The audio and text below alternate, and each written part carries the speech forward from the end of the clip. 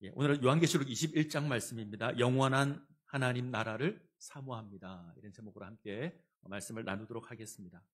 저희가 2024년 한 해 동안 기독교 교리를 설교로 대하고 있습니다. 오늘이 마지막 시간입니다. 교리를 설교로 대한다는 게 좀 설교하는 목사 입장에서도 굉장히 좀 어렵습니다. 하나님께서 은혜를 베풀어 주셔서 말씀을 잘 나눌 수 있었던 것 같습니다. 작년 송구 영신 예배 때 제가 설교 노트를 하나씩 나눠드렸어요. 다 받으셨죠? 제가 부탁드리는 건 한 해 동안 설교를 잘 정리하시면 멋진 이제 교리 설교집이 완성이 될 겁니다. 라고 말씀을 드렸고, 잘 정리하시면 제가 선물을 드리겠다 약속을 했는데, 한 주도 빠지지 않고 정리를 잘 하신 분이 계시면 저를 찾아오시면 제가 선물을 드리도록 그렇게 하겠습니다.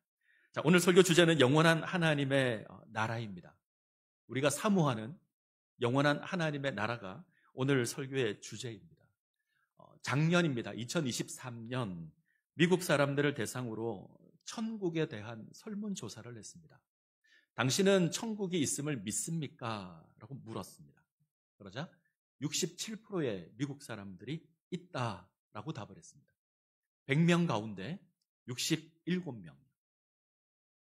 2007년도에는 똑같은 조사를 했을 때 81%가 천국이 있다고 답을 했습니다. 그 숫자가 상당히 많이 줄었습니다. 원인은 여러 가지가 있을 것 같아요. 우선 예수 믿는 사람이 줄었을 가망이 있고, 또 하나는 교회를 다닌다고 할지라도 믿음에 대한 확신이 없이, 천국에 대한 확신이 없이 신앙생활을 하고 있을 수도 있습니다. 여러분들께 묻습니다. 천국이 있음을 믿으십니까? 정말 믿으십니까? 그러면 천국 어떤 곳입니까? 좋은 곳? 아마 우리가 천국이 어떤 곳입니까? 라고 물으면 죽어서 가는 곳, 그 정도 생각을 하실 것 같습니다. 맞죠? 죽어서 가는 그곳도 천국일 겁니다. 그러나 충분한 대답은 아닙니다. 성경은 분명히 천국이 있다라고 증거합니다. 그리고 단순히 죽어서 가는 곳을 천국이라고 하지는 않습니다. 마지막 때에 우리 주님 다시 오셔서 이 땅 가운데 세워질 영원한 나라가 있는데 그 나라가 천국이다, 이렇게 이야기를 합니다. 우리가 이 땅에서 죽음을 맞이하게 되면 우리 영혼은 하나님 품으로 가서 안식을 누릴 겁니다. 그곳에서 하나님을 섬기며 하나님을 예배하게 될 겁니다. 우리 육신은 흙으로 돌아갑니다. 돌아가서 다시 부활의 때를 기다립니다. 그리고 그 기다림의 시간을 성경은 잔다, 이렇게 표현합니다. 마지막 때 우리 주님께서 다시 임하실 때에 하나님을 섬겼던 영혼들을 다 데리고 함께 임하실 겁니다. 그때 흙으로 돌아간 우리 육신이 부활할 겁니다. 분명히 우리 육신이, 지금 있는 우리 육신이 부활합니다. 근데 전혀 다른 모습으로, 아주 신령한 것으로, 강한 것으로, 거룩한 것으로, 우리가 상상할 수도 없는 놀라운 모습으로 부활하게 될 겁니다. 우리 영혼이 그 부활한 육신을 덧입게 될 것이고, 공중에서 우리 주님을 영접하게 될 겁니다.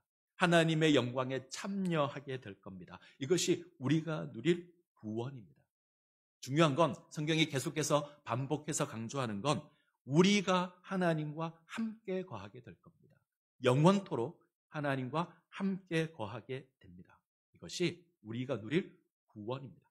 자, 기억하셨으면 좋겠습니다. 제가 좀 이따 물을 겁니다. 하나님께서 우리와 영원토록 함께 거하는, 그것이 우리가 누리게 될 구원입니다. 자, 오늘 우리가 대하는 요한계시록 21장, 요한은 자신이 환상 가운데 본 하나님 나라가 어떤 곳인가 우리에게 소개를 합니다. 1절을 한번 보죠. 1절 같이 읽습니다. 내가 새 하늘과 새 땅을 보니 처음 하늘과 처음 땅이 없어졌고 바다도 다시 있지 않더라. 요한이 새 하늘과 새 땅을 봅니다. 새 하늘과 새 땅, 말 그대로 하면 뭐죠? 신천지인데 이상한 데서 이 말을 써가지고 내가 쓰지를 못하겠습니다. 신천지를 대신할 좋은 말이 없을까 고민해봤는데 신세계가 있더라고요. 그건 백화점이어서 또 안 될 것 같아요. 그래서 새 하늘, 새 땅 그대로 하려고 합니다. 새 하늘, 새 땅이 있을 겁니다. 이 말은 우리가 살아가는 이 땅과 다르고 우리가 살아가는 이 하늘과 다르다는 겁니다. 처음 하늘과 처음 땅이 사라지고 새로운 하늘과 새로운 땅이 우리 가운데 주어지게 될 겁니다. 자, 저를 잘 보시죠. 우리가 부활할 때 우리 육신이 전혀 다른 모습으로 부활할 거예요. 우리의 죽은 몸이 흙으로 돌아간 몸이 부활하겠지만 우리 몸이 부활하지만 전혀 다른 신령하고 거룩한 것으로 부활하게 될 겁니다. 바울은 우리가 썩지 않을 몸으로 변화될 거다. 전혀 다른 모습으로 변화될 거다 이야기합니다. 이해가 되시죠? 죽었던 내 육신이 부활하지만 전혀 다른 것으로. 자, 같은 원리입니다. 새 하늘과 새 땅도 동일합니다. 이전의 하늘, 이전의 땅이 새롭게 변화되는 겁니다. 5절을 보시면 하나님께서 만물을 새롭게 하신다. 하늘과 땅도 새롭게 할 겁니다. 이 땅에 있는 이 땅과 하늘을 쓰레기통에 버리고 새로운 뭐가 내려오는 게 아니라 이 땅과 이 하늘이 우리가 상상할 수 없는 거룩한 모습으로 변화하게 될 겁니다. 근데 재밌는 건 그곳엔 바다가 없습니다. 왜 바다가 없을까? 바다를 좋아하는데 이런 생각이 들 수 있는데 성경에서 바다는 하나님을 거역하는 악한 세력들이 머무는 곳입니다. 요한계시록을 보면 그 흉악한 짐승들이 나오는 곳이 바다고 다니엘서를 보게 돼도 바다에서 네 짐승들이 올라옵니다.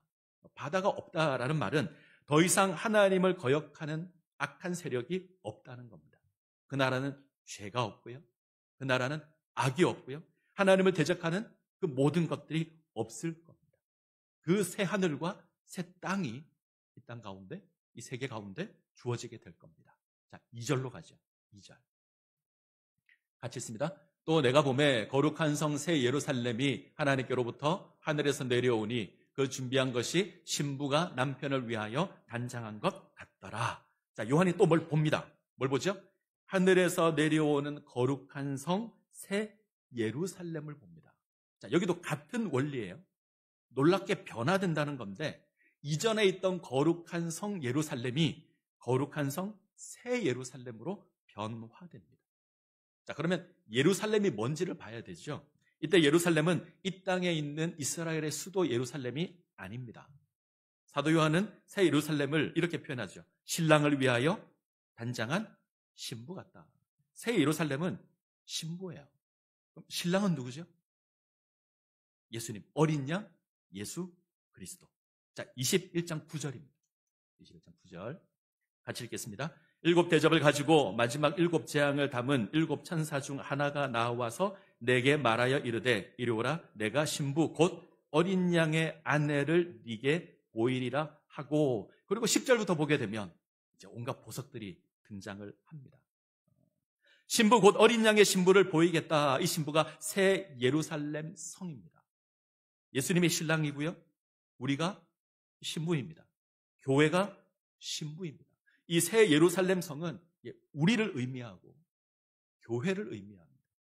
유진 피터슨이 메시지 성경에서 이렇게 고백합니다. 21장 2절을 우리 눈에 비치는 바 하늘에서 내려오는 도시는 경배하는 공동체요 신실하게 하나님의 사랑을 영접하는 곳이며 자기 남편을 위하여 화장한 신부이다. 그 도시와 신부는 바로 우리다.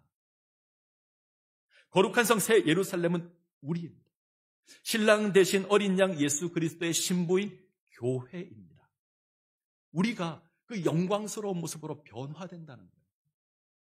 가끔 천국 갔다 왔다는 사람들이 있습니다. 지가 갔다 왔다는데 우리가 뭐라 그럴 수는 없지만 갔다 오면 무슨 황금귀를 봤다, 12 진주문이 있더라, 성경에 있는 내용들을 그대로 인용을 해서 고백하는데 성경은 건물로 새 예루살렘 성을 이야기하지 않습니다. 하나님의 자녀인 우리가 교회 공동체가 얼마나 영광스러운 모습으로 변화될 것인가, 하나님의 영광 가운데 참여하게 될 것인데 그것이 얼마나 놀라운 것인가, 그것을 고백합니다.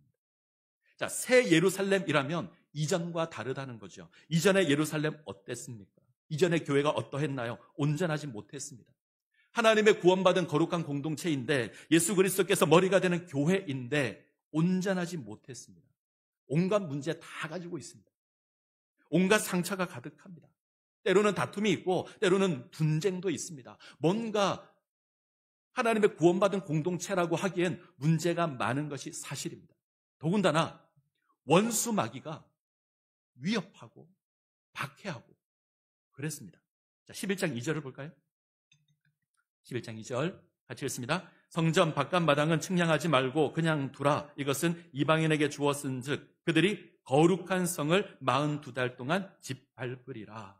그들이 거룩한 성을 42달 동안 박해야 합니다. 교회가 고난을 당합니다. 자, 20장 9절 같이 읽습니다. 그들이 지면에 널리 퍼져 성도들의 진과 사랑하시는 성을 두름에 하늘에서 불이 내려와 그들을 태워버리고, 자, 그들이 하는데 그들은 악한 세력들입니다. 사탄과 그의 군사들입니다. 이들이 사랑하는 성을 애워쌉니다. 이 땅의 교회가 그렇습니다. 원수 마귀가 흔들고 핍박하고 박해하는 것이 이 땅의 교회의 모습입니다. 그런데 그 나라가 임하면 거룩한 성 새 예루살렘으로 변화하게 될 겁니다. 그 어떤 악도 없고요. 그 어떤 죄도 없습니다. 하나님의 영광 가운데 세워지게 될 겁니다. 우리가 21장 후반부를 보게 되면 이 새 예루살렘에 대한 묘사가 나오죠. 성의 벽이 정금이고요. 문은 진주입니다.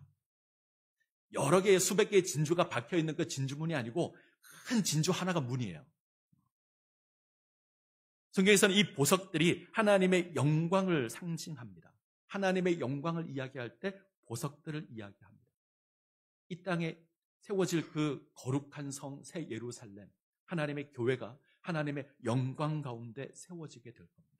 우리가 그 영광 가운데 동참하게 될 겁니다. 우리가 무엇을 상상하든 그보다 훨씬 더 영광스러운 모습으로 우리가 변화하게 될 겁니다. 믿으시기 바랍니다. 제가 충신대학을 다닐 때 한번 말씀드린 적이 있어요. 기독교 문학을 가르치시던 교수님이 계셨는데 이분이 수업 시간에, 이분은 장로님이시거든요. 이분이 수업 시간에 질문을 합니다. 여러분은 성경에 기록된 그 천국이 있다고 믿습니까? 이렇게 물어요. 뭐라고 답을 해야 되죠? 아멘 해야죠. 자신 있게 아멘 그랬습니다. 근데 갑자기 나는 안 믿습니다. 나는 성경에 기록된 천국 안 믿습니다. 이게 말이 될까요? 총신대학교에서, 신학대학에서 신학생들 앉혀놓고 교수가 하는 말이 천국을 안 믿는데요. 저 인간이 왜 그러나 그러고 쳐다봤는데 이분이 그러십니다. 인간의 언어는 제한적이어서 천국의 영광을 다 묘사할 수 없습니다. 성경에 기록된 것보다 훨씬 더 영광스럽고 훨씬 더 아름다운 천국이 있을 겁니다. 우리가 그 영광 가운데 참여하게 될 겁니다. 나는 그 천국을 믿습니다. 이렇게 고백하더라고요. 예, 그럴 겁니다. 우리가 상상하는 그 어떤 것보다 영광스럽고 우리가 상상하는 그 어떤 것보다 아름다운 천국이 있을 겁니다.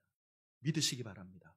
하나님께서 우리를 위해서 예비하시고 허락해 주실 겁니다. 자, 이제 21장, 22장에 나타난 하나님 나라 어떤 곳인가 몇 가지로 정리해서 말씀을 드리겠습니다. 첫 번째로 하나님의 임재가 충만한 곳입니다. 자, 3절을 볼까요? 3절 같이 읽겠습니다. 내가 들으니 보좌에서 큰 음성이 나서 이르되 보라 하나님의 장막이 사람들과 함께 있음에 하나님이 그들과 함께 계시리니 그들은 하나님의 백성이 되고 하나님은 친히 그들과 함께 계셔서. 자, 주목해야 될 단어가 있습니다. 계속 반복되는 말이 있어요. 찾으셨습니까? 함께. 하나님께서 함께 계시고 하나님께서 함께 계시며 하나님께서 함께 계십니다. 하나님 나라 그런 곳입니다. 우리 하나님께서 우리와 함께 하는 곳, 영원토록 함께 하는 곳. 제가 설교를 시작하면서 묻겠다고 한 게 여기 있습니다. 우리의 구원은 하나님께서 우리와 함께 하는 겁니다. 우리가 이 땅을 살아갈 때도 하나님 함께 하십니다. 우리와 동행하시고 우리를 지키시고 우리가 하나님의 역사를 경험할 수 있습니다. 우리는 그것만으로도 감격할 겁니다. 근데 그 나라에 가면 그 함께 하심의 영광이 훨씬 더 클 겁니다. 우리가 주님의 영광을 직접 우리 눈으로 목격하게 될 겁니다. 22장 4절을 볼까요? 그의 얼굴을 볼 터이요 이런 말씀이 있는데 그날에 우리가 하나님의 얼굴을 볼 겁니다. 이 땅을 살아가면서 우리는 하나님의 얼굴을 볼 수 없습니다. 왜? 우리는 죄인이어서. 죄를 지니고 있는 우리는 거룩한 하나님의 영광을 직접 볼 수 없습니다. 그러나 그때가 되면 하나님의 얼굴을 볼 겁니다. 하나님의 영광을 체험하게 될 겁니다. 그 나라에 가면 예수님을 직접 만날 겁니다. 일부 때 예수님 직접 만난다니까 다들 이상한 표정을 주고 계셨는데 우리가 예수님을 만날 겁니다. 아멘? 아멘. 그러면 예수님을 직접 만나면 뭐라고 하시겠습니까? 어떤 사람이 꿈에서 예수님을 만났어요. 뭐라고 말을 해야겠는데 무슨 말을 해야 될지 생각이 안 나더랍니다. 그래서 고민하다가 입을 열었습니다. 예수님 처음 뵙겠습니다. 제가 말씀 참 많이 들었습니다. 우리를 구원하신 분이고 우리와 함께 하시는 분이고 우리와 동행하시고 우리를 인도하시는 분이신데 우리는 그분 앞에 가서 처음 뵙겠습니다 이럴 수 없잖아요. 그래서 그 만날 날을 준비하십시오. 내가 예수님 만나면 뭐라고 할까 기대하시고 준비하십시오. 그 예수님과 그 하나님과 우리가 영원토록 함께하는 곳이 천국입니다. 자, 두 번째, 천국은 세상의 모든 곳이 치유되는 곳입니다. 4절을 볼까요? 21장 4절 같이 읽습니다. 모든 눈물을 그 눈에서 닦아주시니 다시는 사망이 없고 애통하는 것이나 곡하는 것이나 아픈 것이 다시 있지 아니하리니 처음 것들이 다 지나갔습니다. 하나님께서 우리 눈에서 눈물을 닦아주실 겁니다. 수고했다, 고생했다, 이제 괜찮다 그러실 겁니다. 그곳은 다시는 사망이 없고요, 다시는 애통하는 것도 없고 곡하는 것도 없고 아픈 것 없을 겁니다. 우리의 허리와 우리의 무릎과 우리의 어깨와 우리의 손이 건강할 겁니다. 안 아플 겁니다. 우리 눈이 침침한 것도 없을 겁니다. 코로나와 독감 같은 것도 없을 겁니다. 우리가 속상한 그 어떤 일도 그 나라에는 없을 겁니다. 이 땅을 살아가는 우리는 죄의 저주로 말미암아 연약한 인생을 살아갑니다. 그러나 그 나라는 아닙니다. 죄가 없고 죄의 저주가 없습니다. 때문에 우리가 죄로 말미암아 고통당하는 그 어떤 일도 없을 겁니다. 믿으시기 바랍니다. 네. 세 번째, 천국은 하나님의 영광으로 가득한 나라입니다. 한 부자가 죽을 때가 가까웠습니다. 자기 재산이 너무 아까운 거예요. 다 팔아서 금으로 바꿉니다. 금으로 관을 짜고 금 속에다 또 관 속에 금을 채우고 그러고 죽었습니다. 그리고 이것을 가지고 천국에 갔습니다. 천사가 묻습니다. 그게 뭡니까? 황금입니다. 제가 너무 아까워서 가지고 왔습니다. 천사가 말합니다. 왜 돌멩이를 가지고 오셨습니까? 여기 길이 다 황금이고 벽이 다 정금인데 널린 게 황금인데 세상에서 가장 귀하다고 이야기하는 그것이 천국에서는 돌멩이 취급받을 겁니다. 그 정도로 그 나라는 영광스러운 나라일 겁니다. 새 예루살렘을 치장한 온갖 보석들은 하나님의 영광을 상징하는 겁니다. 그 영광은 이 땅의 그 무엇으로도 비교할 수 없습니다. 그 영광이 우리에게 있을 겁니다. 우리는 이 땅을 살아갈 때 존귀하게 보이려고 여러 가지로 치장을 하죠. 금목걸이를 매기도 하고 진주 목걸이를 매기도 하고 반지를 끼기도 하고 명품 옷을 입고 명품 가방을 맵니다. 그렇게 해서라도 나를 고상하게 보이겠다고 열심히 애를 씁니다. 근데 그 나라에서는 안 그러셔도 괜찮습니다. 어떤 보석으로도 비교할 수 없는 그 놀라운 영광이 우리 가운데 있을 겁니다. 우리는 그 영광 가운데 세워져서 하나님을 섬기게 될 겁니다. 이거 소망하셔야 됩니다. 이 땅에서 우리가 누리는 그 무엇보다 영광스러운 것이 그 나라입니다. 자, 그러면 누가 이 나라를 누리게 될까? 누구에게 이 나라가 허락이 될까? 오직 어린 양의 생명책에 기록된 자들이 하나님 나라를 누릴 겁니다. 생명책에 기록되지 않은 자들은 심판을 받게 될 것이고요. 오직 하나님의 백성만이 이 나라를 누리게 될 겁니다. 자, 21장 6절을 보죠.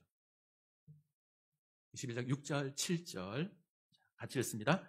또 내게 말씀하시되 이루었도다. 나는 알파와 오메가요 처음과 마지막이라. 내가 생명수 샘물을 목마른 자에게 값없이 주리니 이기는 자는 이것들을 상속으로 받으리라. 나는 그의 하나님이 되고 그는 내 아들이 되리라. 어떤 자가 하나님의 백성이죠? 목마른 자가. 하나님의 은혜에 대해서, 하나님의 생명에 대해서 목마른 자가 하나님의 백성입니다. 하나님의 은혜를 사모하여서 그 나라를 사모하는 자가 목마른 자입니다.